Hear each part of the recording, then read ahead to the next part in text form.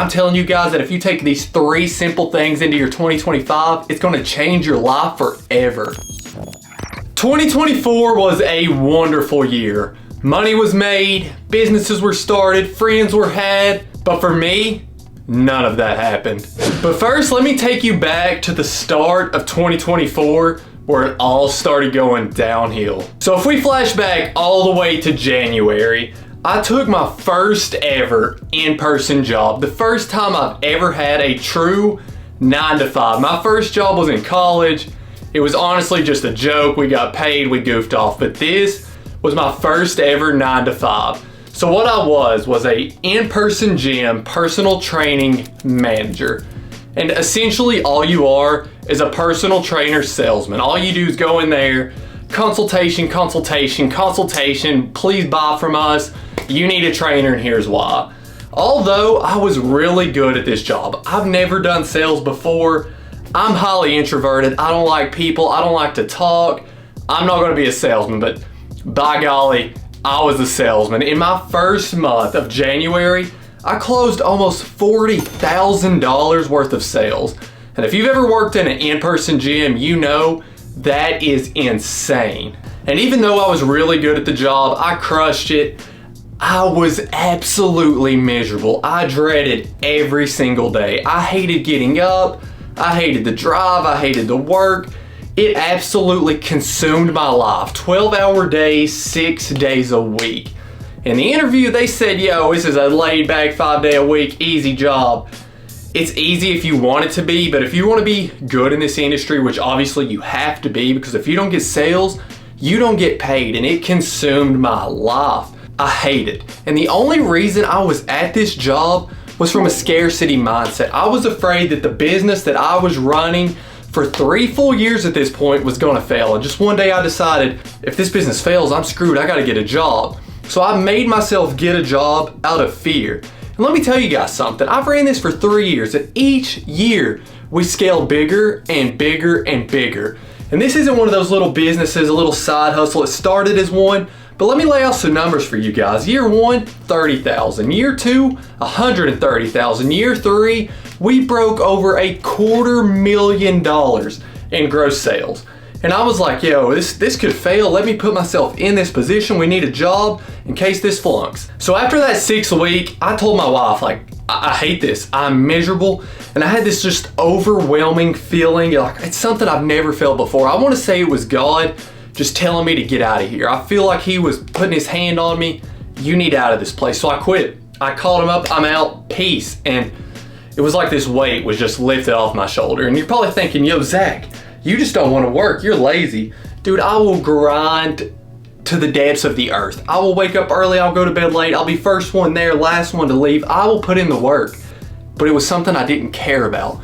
I wasn't happy. It wasn't my passion. It was just miserable. Like I said, I put myself in it. So it's not that I don't want to do the work. It's that I didn't want to do that work. So now you're thinking, all right, you got out of that place. The year started kicking up. And that's when it finally happened. Out of nowhere. Tell me it wasn't God. February and March, my sales stopped. I went from doing $10,000 to $15,000 a month to 8, then to 5. I watched it collapse and I was like, what a time to quit my job. You can imagine being the dude that just quit, told his wife he's miserable, and your worst fear happened. And out of nowhere too, there was no reason why. Inventory was still good, pricing was good, everything was going good. Then to April, thank God, it was right back up. It was out of nowhere, 2 months, boom, this happened, and then we made it right back. Call me crazy, but I think it was God showing you, this is collapsing, but you made it through it. I'm there with you. And looking back, I see that, but in the moment, I'm mad. I'm frustrated. I'm like, God, why did you do this? Why did you tell me to quit the job?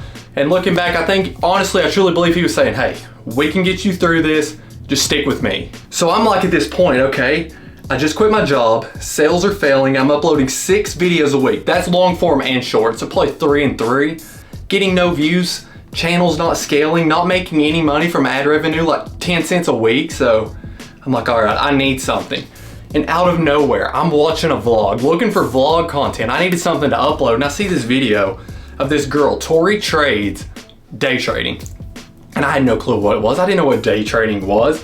But I told my wife, I was like, this looks cool. She's like, would you ever do that? And I was like, honestly, I'll do anything. Sure, I'll learn it.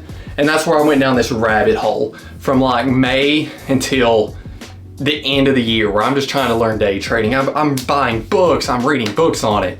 I'm watching every YouTube video, strategy, buying the charts, doing all this. I went through from anywhere from, we'll say July, May, June. Nah, we'll go June, all the way to the end of the year. I tried 6 different strategies. Trend pullback, MACD, trend reversal, trend lines. I've done it all and just failing. And day trading is one of those trades that you lose a trade, you're just down on yourself. You hate yourself. You put all your identity in your win rate. I was at 10%, 20%, 30% win rate. Finally had a good week where I had 80%. I thought I hit it. Next week I missed 9 in a row. Just beating myself up. So you can imagine where I am at mentally at this point. Quit your job. You watched your store collapse for a few months. Your YouTube videos that you're passionate and grinding is failing with no views. And then you try day trading and you're just month after month after month, just over and over again. And then finally, under the graces of the Lord, I came across a YouTube video that the strategy just clicked with me a little bit. I tried it in October, did pretty good, corrected it a little bit, had a really good November, had a really good December, and I'm like, I could see the potential. It was the first time in my life where I felt like this could be my chance to have a lot of money, to give back to people, to have a chance and to actually accomplish something. It just took like this weight off my shoulders, but added another one on, like, all right, now you really need to double down. So going into this year, I was like, I had the hope for once, but the pressure was there. But you know what they say, pressure makes diamonds. So once you're coming out of a year like that and you look back on it, you're like, for one, how did I survive? But two, there's 3 major takeaways that I got out of that year. And one is not to have a scarcity mindset. Don't fear yourself or pessimist yourself into a bad situation. It's just not worth it. You could put yourself in the worst spot, be somewhere you shouldn't be, that God did not intend you to be, just out of fear. And one of the biggest things I learned from 2024 was do not quit when you're down. It would have been so easy to give up on life once I took that job. It would have been so easy to just fall into the rut of the 9 to 5 and be miserable, or to quit when shoes was collapsing and I'm watching my business just fall for 2 full months. Imagine, some people are like, it's been falling for years for me, but just imagine when you went from 3 years of crushing it till you just got slapped in the face. I could have easily gave up, quit, folded, and it's been like, it ain't for me. This is not gonna be me. And you could go down any dark route. You can use your imagination.